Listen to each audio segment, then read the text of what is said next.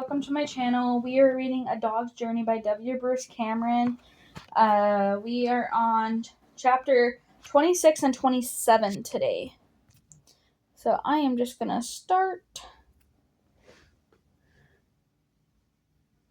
reading.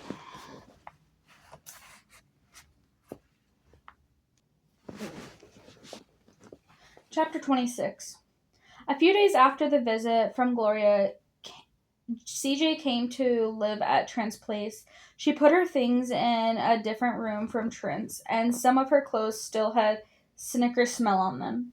The new living arrangement seemed to fatigue her as she spent an awful lot of time in her bed, and she was sad and weak, in pain most of it.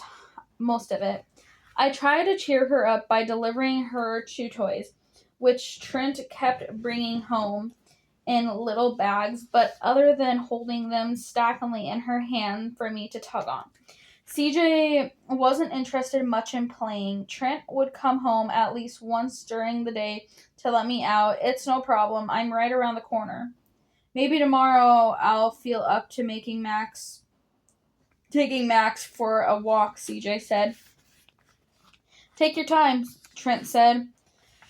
They liked to play a game where Trent would sit by her and wrap her arm in a sweater like mine, and then squeeze a little ball.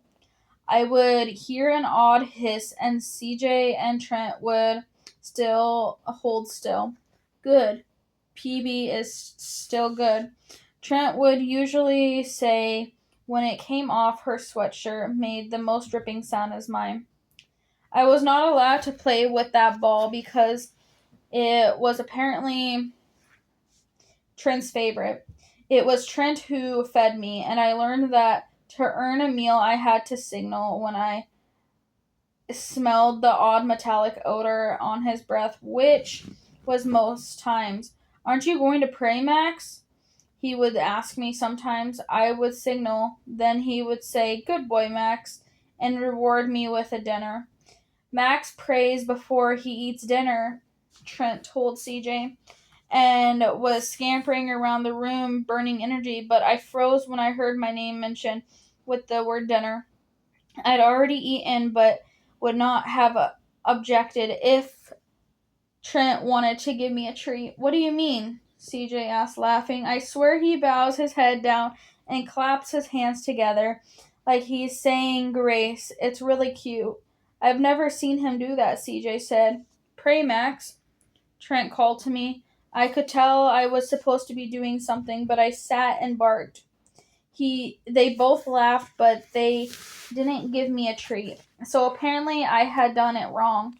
When CJ finally got up out of bed to go to the couch, she went very, very slowly, pushing a thing that looked like a chair in front of her that she held on a very tightly, and the chair thing like a tennis balls on it.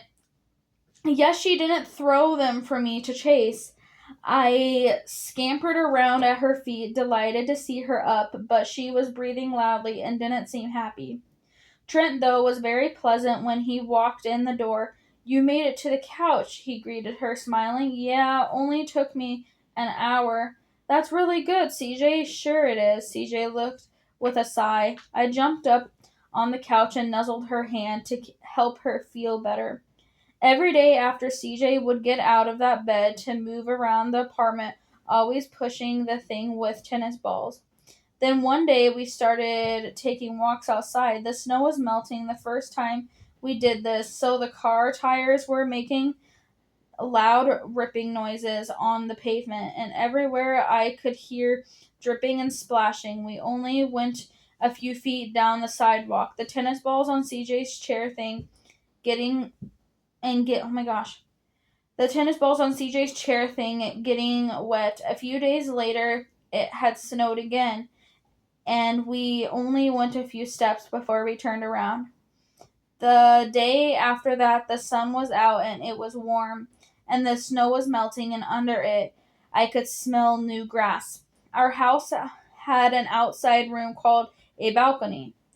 Trent put a box lined with rough carpet out there and called me to it. This is where you can go to the bathroom, okay, Max? It's your own special porta potty. The rough carpet was softer than the cement floor of the balcony. I loved to lie on it when it was breathing and open my nose to the intoxicating mix of smells from the loud streets below. Sometimes I'd smell Mr. Warren and the lady who often came out onto the balcony next to ours. "Hello, Max," would say to me, and I wag. "You're not supposed to lie on it, Max," Trent told me when he came out to see you there. CJ laughed with delight. I didn't know what was going on, but resolved that if it made my girl so happy, I'd lie on the rough carpet as often as possible. As the days turned warmer, CJ would take her chair thing and walk further and further, always going very slowly. On none of these walks did we stop to pick up Katie or any other dogs. I became familiar with our routine and looked forward to stopping at the bed of nose-leveled flowers along the way. There was some male dog I had never before met who had always marked the plants, and I sniffed very carefully before raising my leg in the same area. "Max loved to stop here and smell the flowers," CJ told Trent one time when they were both walking me. "Good boy, Max. Stop and smell the flowers," Trent said. I heard that I was a good boy, but was much more focused on the scent of that other dog. Some days were better than others for CJ. On one of her bad days, she was lying in bed when I heard fumbling at the front door, so I raced up to it, barking. When it opened, I was astounded of smells who was with Trent. "Duke!" Duke bounded into the room, full of metanic energy. I raised up my back legs and took his head in my front paws and licked at his lips, truly glad to see him. His big tongue came out and I slapped against my face. Over and over he was moaning and shaking, so happy that he to be with me. He dropped onto his back so I could climb on him. We wrestled and squirmed joyously together. "Come on back, guys," Trent said. We went to CJ's room and she sat up in bed. "Duke," she called out. Duke was so excited to see her that he jumped right on her bed. CJ gasped with pain. "Hey," Trent yelled. The lamp next to CJ fell on the floor and there was a flash, and then the room was darker. Duke, panting, leaping around, crashing into things, then launched himself back onto the bed. "Get off, Duke!" CJ said, and she was angry. Snarling, I bit at Duke's heels and he shrank to the floor, his ears back. What my girl needed, I realized at the moment, was calm and stillness. When Duke jumped on her, it hurt her, and his bounceous behavior made her and Trent mad. To be a good boy in this house meant being less loud and active. CJ needed quiet. With Duke finally more under control, CJ pulled his head to her and scratched his ears. "Okay, Trent, how did you pull this off?" she asked. "Not hard to track Barry down. I just called him at his office and explained what I wanted. He wasn't going to say no," Trent said. CJ stopped scratching Duke and looked at Trent. "You mean he wasn't going to say no to you?" "Right. Well, oh, Duke, I'm so happy to see you," CJ crooned. I jumped up on the bed, but did so numbly and crept up to where Duke was getting all the love.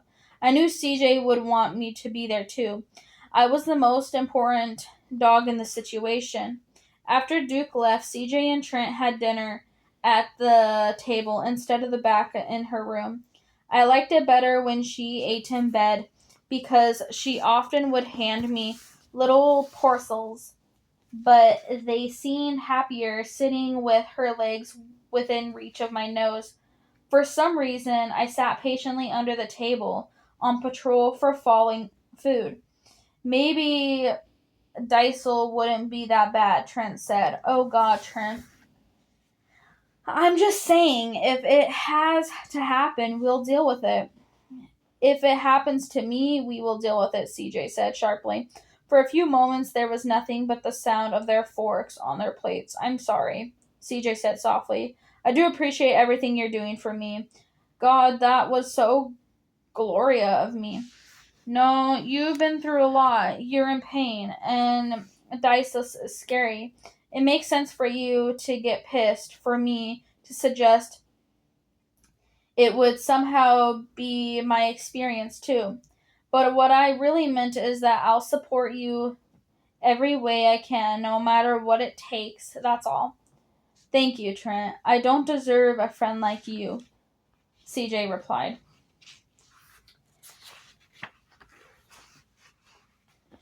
When they were done eating, Trent put food in my bowl. I love the plinking sound of the dinner landing in my metal bowl, and Dan's circles are waiting for him to put it down. Now watch. Pray, Max, pray. He held the food away from me, but he was leaning over, and I caught the smell of his breath. I knew what he wanted, and signaled. See, Trent said, laughing delightedly. That's so weird. I've never seen him do that before, CJ said. He's saying grace, Trent said. As the weather grew warmer, CJ and I would venture further and further on our walks. She eventually stopped pushing her tennis ball chair thing out in front of her, but would lean on the hooked stick a little as we slowly made our way down the sidewalk. I had learned to be very patient and would walk next to her at the pace she wanted to go. Protecting her now meant making sure she didn't fall over and feel pain from walking too fast. Sometimes Trent would come home in the middle of the day and walk with us, and he too adopted a slow gait. It had been so long since I had been on a car ride. I had pretty much written off the idea that I would ever get to be a front seat dog again.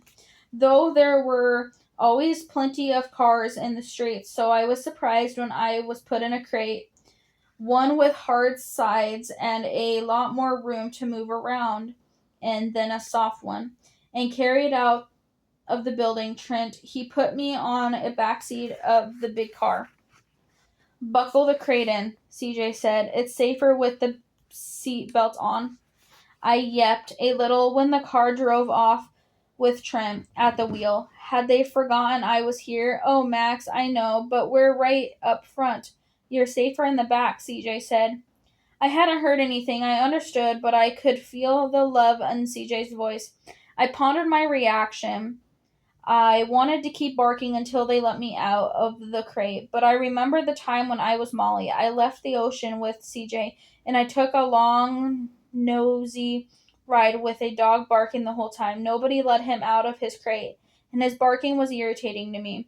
I didn't want to irritate CJ. Not upsetting her was how I took care of her now. So I settled down with a long, forlorn sigh. First time I've ever left New York in August. I was always so envious of everybody. The heat was murderous, CJ said. It was a long car ride. You're not going to tell me where we're going? Not even now, CJ said after a while. You'll figure it out, Trent replied. Until then, I don't want it to be as much as a surprise as possible. It was very hot outside every time we stopped, but we spent the night in a place so cold I slept under the blankets with CJ. Trent had a different room, but it smelled pretty much the same as ours. As I fell asleep, I thought of the last really, really long car ride I've taken, where we wounded up going to the ocean. Wound up going to the ocean. Was that where we were headed now? We had been driving a long time the second day, and CJ slept a lot the time, but when she woke up, she suddenly became very excited. Oh my god, are we going where I think we are? She asked. Yeah, Trent said. How did you find it? It wasn't hard to do. Public Records, Ethan and Hannah Montgomery. So I called and said you wanted to visit. In my crate, I wagged a little at hearing the names Ethan and Hannah spoken in the same sentence. Wasn't hard to do for you. How come you know how to do all this stuff? I was always so much smarter than you, CJ said. Oh, right, you were smarter. I can't even reply to that.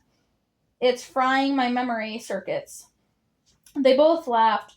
Do they know we're coming? CJ asked. Oh, yes, they're pretty excited. Oh my god, I can't wait. This is amazing. I fell asleep, made drowsy by the steady droning of the car noises. When I woke up, the scent wafting through the car made me dizzy. I knew where we were, and when the car stopped, I cried, eager to get out. Okay, Max, Trent said. Warm evening air flowed over me as Trent opened the crate door and held my leash. I bounded into the grass unlimitedly. I shouldn't have been surprised. Eventually, everyone returned to the farm. Several people poured out of the house, and I ran down to see me and also CJ. Aunt Rachel, CJ said uncertainly. Look at you, the woman shouted, hugging CJ as the other milled around. There were 3 women, 2 men, and 1 little girl. I recognized the scent of all but the little girl. I'm your Aunt Cindy, another woman said. She bent down to offer her hand to sniff, but Trent pulled me back, my collar going tight as he yanked the leash. That's Max. He's not really friendly, Max said. I was wagging so happily to see everyone, to be back home. We were going to live here now. That would be fine by me. He seems nice, Cindy said. I strained forward and managed to lick her hand, and Trent laughed. Pretty soon, Cindy picked me up, and I was nose to nose with everyone in the family.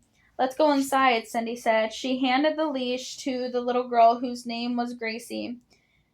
It was such a pleasure to mount the wooden steps, even though it did take more of an effort than when I was a bigger dog. Proud that I knew my way, I forced myself through the door first, feeling the leash go slack as Gracie dropped it. There was a woman sitting in the chair in the living room. She was old, but I'd known her scent anywhere. I bounded right across the room into her lap, and it was Hannah, Ethan's mate. My goodness, she laughed, and I squirmed and licked her face. Max! Trent called. He sounded stern, so I hustled off Hannah's lap and ran over to see what sort of trouble I've gotten into. He snagged my leash. Grandma, CJ said. Hannah stood up slowly, and CJ walked to her, and they hugged for a long time. They were both crying, but the love and happiness between swept through and touched everyone who was watching. And that is the end of chapter 26. We're going on to chapter 27. Chapter 27. We did not stay on the farm to live, but we spent more than a week there. I loved racing around with my nose down, tracking all the familiar scents. There were ducks in the pond, the whole family as always, but though I stood and watched them for a while, I didn't bother to chase them. Not only was there never any profit in that, but the 2 largest ones were as big as I was. It was the first time in a long while that I thought about how small a dog I was as Max. I did not seem right that a dog should be the size of a duck. Oh my gosh.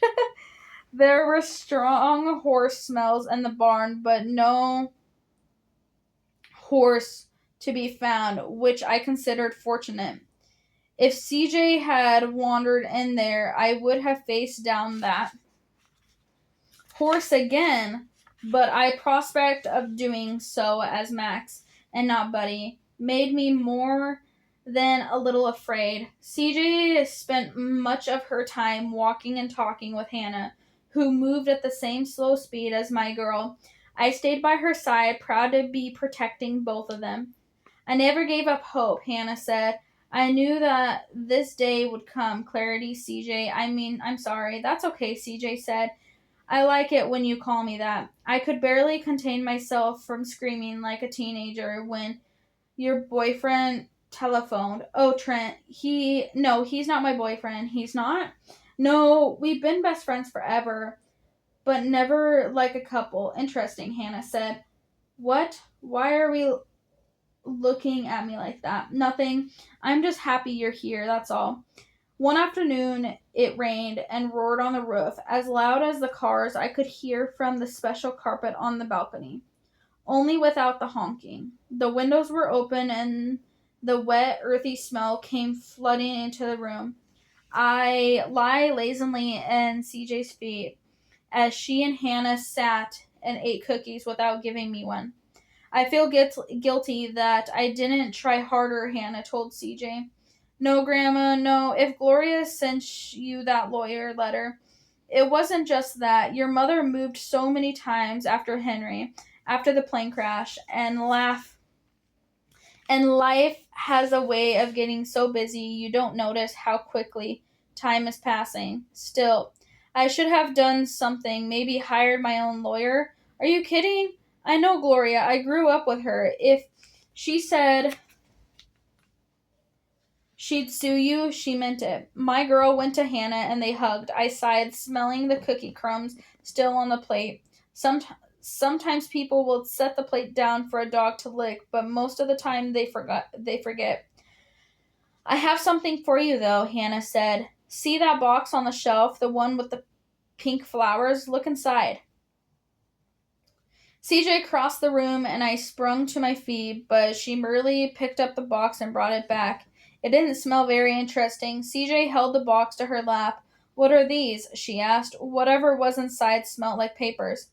Birthday cards. Every year I bought you a card and wrote you what had happened since your previous birthday. Marriages, births, they're all in there. I didn't realize when I started how many cards I'd wind up writing. At one point, I had to find a bigger box.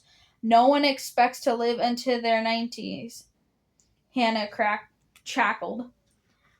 CJ was playing with the papers in the box, completely obvious to the obvious connection. Oblivious to the obvious connection between the cookie crumbs and her deserving dog, Max. Oh, Grandma, this is the most wonderful gift I've received. At dinner, I would lie under the table, and Rachel and Cindy and the other people would sit with CJ and talk and laugh, and everyone was very happy. So I was surprised the day when Trent began moving suitcases out of the house and into the car because I knew that meant despite how happy CJ was, we were leaving. Humans do that though. It might be more fun at the farm or a dog park. They will decide to leave and then that's it.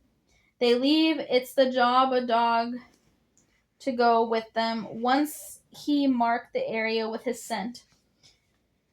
I was in my crate in the car. My girl had completely forgotten I was a front seat dog. It's like Grandma gave me all the memories of my life, the life I missed. All the memories in the box, CJ said as we drove. She was crying and I whimpered, wanting to comfort her, even though I couldn't see her. It's okay, Max, CJ told me. I wagged at my name. I'm not crying because I'm sad. It's just I'm so happy.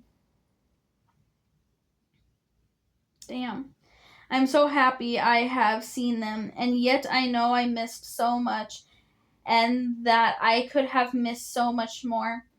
It's overwhelming, Trent said quietly. God, yes, she sighed. I curled up in a ball. Clearly, whatever was going on, they were going to invite me out to be part of it. After driving for many hours, I sat up in my cage because for the second time in the car ride, the smells were familiar. Eventually, the car stopped and I waited patiently in my crate to be let out.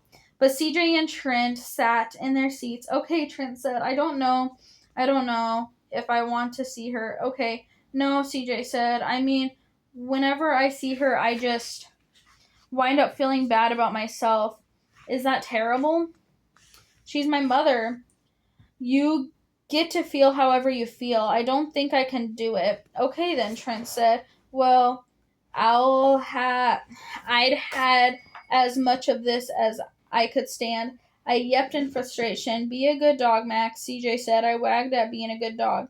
So you're sure you want us to leave? Trent asked. Yes, no, I should go in. I mean, we're right here, CJ said. You wait, okay? I'll run up and see what kind of mood she's in. Sure, Max and I will sit tight. I wagged. The car door opened and I could hear CJ getting out. I waited expectantly when the door shut, but she didn't come around to let me out. It's okay, Max, Trent said. I whimpered. Where was my girl? Trent leaned over and stuck his fingers through the bar, and I licked them. The door opened and the car rocked as CJ jumped back in. I wagged, hoping she would let me out and pet me to celebrate her return. But she just shut her door. You won't believe this. What? She moved. The woman who answered the door has lived there for a year and she bought it from some old man. You're kidding. I thought that boyfriend of hers, the one whose father was a senator, paid off the mortgage so she'd always have a home, Trent said. That's right, but she apparently sold it anyway. Well, you want to call her? Her cell phone is probably the same. No, you know what? I'm going to take this as a sign. It's like a joke where your parents move and don't tell you their forwarding address. Well, that's what Gloria has done to me. Let's just go. We started driving again. With a sigh, I settled down. Do you want to drive past your old place? CJ asked. No, that's okay.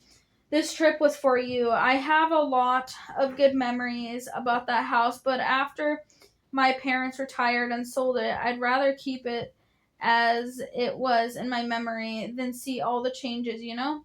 We drove for a long time without making any sound. I was sleepy, but I woke up when I heard CJ's voice because there was a little bit of fear in it. Trent! Yeah? That's true, isn't it? The trip was all for me. Everything you've done since I went into the hospital has been for me. No, I had fun too. The whole thing, tracking down my relatives, making the detour so I could see Gloria, even though we both knew that it was the last minute, I'd probably turn chicken. I cocked my head. Chicken? Ever since we were kids growing up, you've been there for me. You know that? You're my rock. I turned around in my box and lie down. But that's not why I love you, Trent. I love you because you're the best man in the world. Trent was quiet for a moment. I love you too, CJ, he said. Then I felt the car turn and slow to a stop. I stood up in my crate and shook myself. I think maybe I need to stop driving for a minute, Trent said. I waited impatiently to be let out, but all I could hear was rustling around in the front seat, plus what sounded like eating noises. Could they be having chicken? I didn't smell any, but the thought made me agitated. Anyway, I finally barked. CJ laughed. Max, we forgot all about you. Oh my gosh. We forgot all about you. I wagged. As it would turn out, that was not the last time we saw Hannah and her whole family. Not long after returned home, I was taken to a big room full of people sitting in the row of chairs, as if we were going to play the game that Andy had taught me when I was Molly. Trent held me tightly, but I squirmed out of his arms. When I smelled Cindy and Rachel and Hannah, Rachel laughed and scooped me up and held me to Hannah, and I licked her face. I was careful and gentle in my behavior, though. Not all like Duke would have been, because Hannah seemed frail, and there was always someone holding her by her arm. That's Trent's sister, Carolina, and his mother and father were there, too, which was a surprise to me because I never smelled them on Trent, so had assumed they were no longer alive. I was so happy to see them all. CJ was happy too. As happy as I could remember her being, there was so much joy, I love in the air flowing through the people in the chairs and between CJ and Trent that I couldn't help but bark. CJ picked me up and cuddled me. Shh, Max, she whispered, kissing my nose. I wore something soft on my back and walked with CJ between the people to where Trent was standing, and I sat there with them while they talked, and then they kissed, and everyone in the room yelled, and I barked again. It was such a wonderful day. Every table was draped with cloth, so that there were little rooms under each room, rooms of people's legs, morsels of meat and fish, flowers and plants everywhere, made the whole place smell wonderful as a dog park. I played with laughing children who chased me. And when Trent picked me up, take me outside to do my business, I couldn't wait to get back in. CJ wore large folds of cloth so that there was a little room under there, too. Though no food, just her legs. When I crawled under there, always gig- my girl always giggled and reached in to pull me out. Oh, Max, are you having fun? CJ asked me after one such instant. She scooped me up and kissed me on the top of my head. He's been running around like a maniac the whole time, Trent said. He'll sleep like a log tonight. Well, that's good, CJ said, and they both laughed. It's a perfect day. I love you, CJ. I love you too, Trent. You're the most beautiful bride in the history of the weddings. You're not so bad yourself. I can't believe I get to be married to you. For as long as you want, forever. You're my wife, forever. They kissed, which they had been doing a lot lately. I wagged. I got a message from Gloria, CJ said finally, setting me down. Oh, did she unleash the curse of the 7 demons upon us and our lands? CJ laughed. No, actually, for her, it was pretty nice. She said she was sorry she had a boycott in the wedding, but she knew I'd understand why. I don't understand, Trent replied. It's okay. She told me she was proud of me, that you're a good catch, and to have a wonderful wedding, even though she's not here. She also said her biggest regret was that she'd always thought she'd sing at my wedding. Well, that's not my biggest regret. Oh my gosh, I can't even say that word. Regret, Trent said. By the end of the day, I was so exhausted. It was all I could do to wag my tail as people bent to kiss me and talk to me. I was held up to Hannah, and I kissed her face, licking something sweet off her lips. My heart full of love for her. Goodbye, Max. You were such a sweet doggy, Hannah said to me. Such a good dog. I love hearing those words come from Hannah's mouth. That winter, CJ was able to take longer, quicker walks. Trent would still play with his rubber ball every day, sitting next to her and making hissing noises with it. How it never once occurred to him to throw it for me, I will never understand. BP good. Trent would usually say in the instance, good. That had nothing to do with dog. You take your amino acids. I'm so sick of this low protein diet. I want a hamburger with a steak on top of it, CJ told him. We didn't have a happy Thanksgiving that year, though. One day it smelled like throughout the whole building. Trent and CJ left me alone for several hours. And when they came home for the wonderful sense of happy Thanksgiving, were all over their clothes and hands. I sniffed them suspiciously. Could people even have happy Thanksgiving without a dog? Seemed unlikely.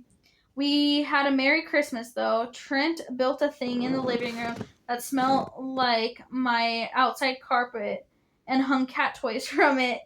When we tore open packages, mine had a delicious chew toy in it. After Merry Christmas, CJ started leaving me alone most of the days, several days a week, but she never smelled like any other dog, so I knew she wasn't walking them without me. How were your classes today? Trent would often ask on these days. She seemed happy to have left me alone, which made no sense. In my opinion, being without a dog should just make people sad. I could tell, though, that sometimes she was feeling very weak and tired. Look how puffy my face is, she wailed to Trent. Maybe we should talk to the doctor. about increasing your tricks. I spent all my time in the bathroom as it is, she replied bitterly. I nuzzled her hand, but she didn't take as much pleasure into the contact as I did. I also wanted her to feel the happiness that I felt whenever we touched each other, but people are more complicated creatures than dogs. We always love them joyfully, but sometimes they're mad at us, like when I chew the sad chews. One day, my girl was very sad when Trent came home. She was sitting in the living room looking out the window with me in her lap. What's wrong? He asked. She started crying again. It's my kidneys, she told him. They said that it's too dangerous for us to have children. Trent put his arms around her and they hugged. I pushed my nose in between them so that they both petted me. Trent was sad too. We could adopt. We adopted Max, didn't we? Look how well that turned out. I wagged at my name, but CJ put him away. You can't fix everything, Trent. I screwed up. This is the price we all have to pay because of it, okay? I don't need you telling me everything is okay. CJ stood up, dumping me on the floor, and stomped away. I trotted right at her heels, but when she got to the end of the hall, she shut the door in my face. After a minute, went back to Trent, and I jumped into his lap because I needed to comfort from him. Sometimes people were angry at each other, and it would have nothing to do with shoes. It was beyond a dog's comprehension. But the love between my girl and her mate Trent, I did understand. They spent many days holding each other on the couch and in bed, and often sat on their heads, nearly touching. You are the love of my life, CJ, Trent would often say. I love you too, Trent, CJ would reply. The odoration between the two of them at moments like these made me wiggle with delight. As much as I liked wearing my sweater, I was happiest when the air turned hot and moist. That year, though, CJ would sit on the balcony with blankets on, and I could tell she was cold by the way she hugged me to her. I could feel her fading, losing strength, becoming more and more tired. The woman named Miss Warren often came out onto her balcony next to ours, plays with plants. Hi, Miss Warren, CJ would say. How are you feeling today, CJ? Any better? Miss Warren would reply. A little, CJ usually told her. I never saw Miss Warren anywhere but on her balcony, though, and sometimes smell her in the hallway.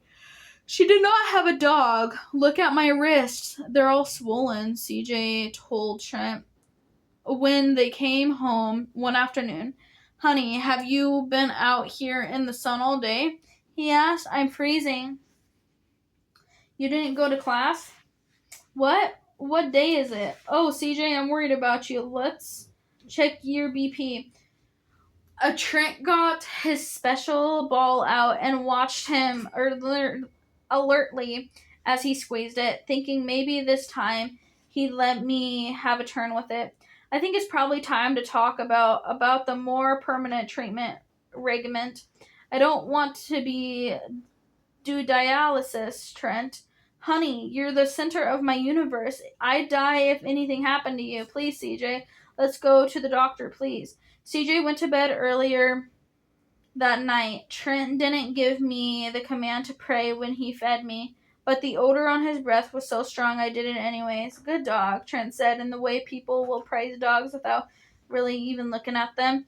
The next morning, just after Trent left, CJ felt down in the kitchen. One minute she was making a second trip from the balcony to the kitchen to fill the can of water, and the next she trembled to the floor. I felt the crash through the pad of my feet, and when I ran to lick her face, she was unresponsive. The whimpers then barked. She didn't move. Her breath smelled sickly and sour and swollen and hale and exhausted. And oh my gosh, hauled and exhaled. Inhaled and oh my gosh. Shoutily inhaled and exhaled. I was frantic. I ran to the front door, but could hear no one on the other side. I barked. Then I ran out to the balcony. Miss Warren was kneeling, playing with her plants, and I barked at her. "Hello, Max," she called to me. I thought of my girl lying in the kitchen, unconsciously and sick. I needed to communicate what was happening with Miss Warren. I pushed forward until my face was sticking out between the bars, and I barked at her with such high urgency that the clear note of hierosol ran in my voice like a bell. Miss Warren knelt there looking at me. I barked and I barked and I barked. "What is it, Max?" Hearing my name as a question, I turned and ran back into the apartment so Miss Warren would know the problem was in there.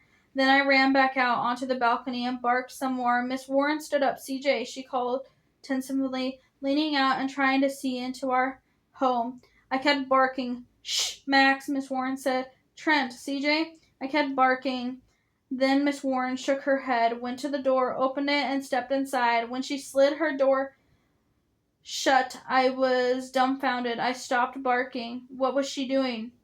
Whimpering. I dashed back to my girl. Her breathing was getting weaker. Wow.